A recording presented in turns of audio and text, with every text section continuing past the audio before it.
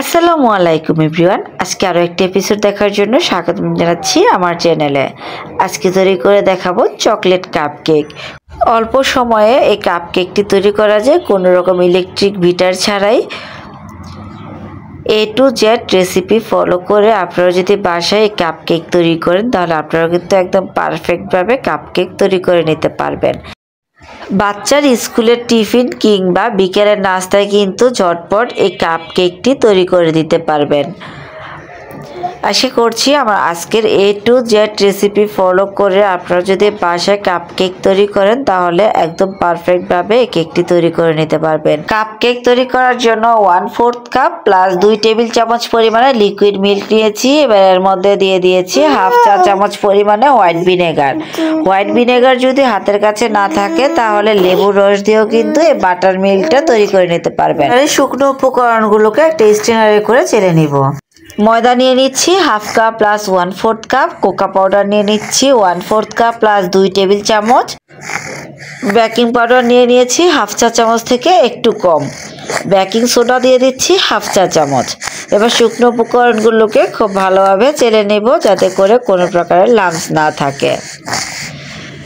শুকনো উপকরণগুলো চেলে নেওয়া হয়ে গেলে এবার একটা হ্যান্ড হুইস্কের সাহায্যে শুকনো উপকরণগুলোকে ভালোভাবে মিশিয়ে নিতে হবে। শুকনো উপকরণগুলোকে ভালোভাবে মিশিয়ে নেওয়া হয়ে গেলে এবার এর মধ্যে দিয়ে দিচ্ছি হাফ কাপ প্লাস 2 টেবিল চামচ পরিমাণে চিনি। চিনিটাকে পাউডার করে নিয়ে এখানে আস্ত দানা চিনিটাই ব্যবহার করেছি। চিনি দিয়ে আবারও শুকনো উপকরণগুলোর সাথে ভালোভাবে মিশিয়ে নিয়েছি। এবার শুকনো উপকরণের মধ্যে দিয়ে দিচ্ছি হাফ চা চামচ পরিমাণে ভ্যানিলা এসেন্স। আগে থেকে যে বাটার মিল্ক তৈরি করে রেখেছিলাম সেই বাটার মিল্কটার মধ্যে দিয়ে দিচ্ছি 1/4 কাপ প্লাস 2 টেবিল চামচ দিয়ে দিচ্ছি কুসুম গরম পানি। হাতটা কিছুক্ষণ ভিজিয়ে রাখা যাবে, ঠিক এরকম গরম হতে হবে পানিটা। এবার সব কিছু একটা হ্যান্ড হুইস্কের সাহায্যে ভালোভাবে মিশিয়ে নিব।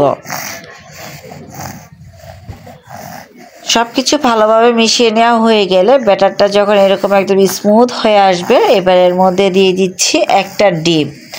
ডিমটা অবশ্যই রুম টেম্পারেচারে থাকতে হবে। ফ্রিজে থাকলে মিনিমাম 1 ঘন্টা আগে বের করে তারপর রুম টেম্পারেচারে এনে কেকের জন্য ব্যবহার করতে পারবেন। ডিমটা দিয়ে আবারও সব কিছুর সাথে খুব ভালোভাবে মিশিয়ে নিব। একটা জিনিস নিশ্চয়ই খেয়াল করেছেন, এই কেকটা তৈরি করতে কিন্তু কোনো প্রকারের ইলেকট্রিক বিটারের প্রয়োজন হয়নি। ডিমটা দিয়ে সব কিছু ভালোভাবে মিশিয়ে নেওয়া হয়ে গেলে এবার এর মধ্যে দিয়ে দিচ্ছি 2 টেবিল চামচ পরিমাণে রান্নার রেগুলার তেল।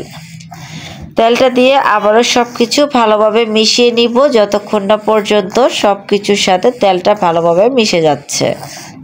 কাপ কেক তৈরি করার জন্য ব্যাটারটা একদম রেডি।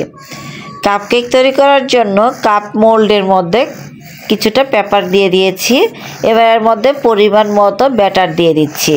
ব্যাটারটা যেন মাঝামাঝি অবস্থায় থাকে অতটুকু পরিমাণে দিতে হবে। বেশি দিলে কিন্তু ব্যাটারটা ফুলে উপরে উঠে আবার চুপসে যাবে। ভিডিও স্ক্রিনে দেখে বুঝতে পারছেন ব্যাটারটা কত পরিমাণে দিতে হবে। ব্যাটারটা দিয়ে দেওয়া হয়ে গিয়েছে। এবার 160 ডিগ্রি প্রিহিট ওভেনে বেক করে নিয়েছি 20 মিনিটের মতো। 20 মিনিট পর কেকগুলোকে ওভেন থেকে পুরোপুরিভাবে ঠান্ডা করে নিয়েছি। এবার কেকের উপরে কিছুটা পরিমাণে সুগার বল দিয়ে দিলাম, তবে এটা একদমই অপশনাল।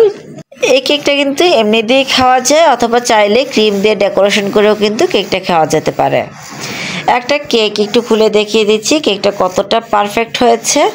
কেকটা যেরকম ফুলেছিল ঠিক ওই রকমই কিন্তু আছে, একটু চুপসে যায়নি।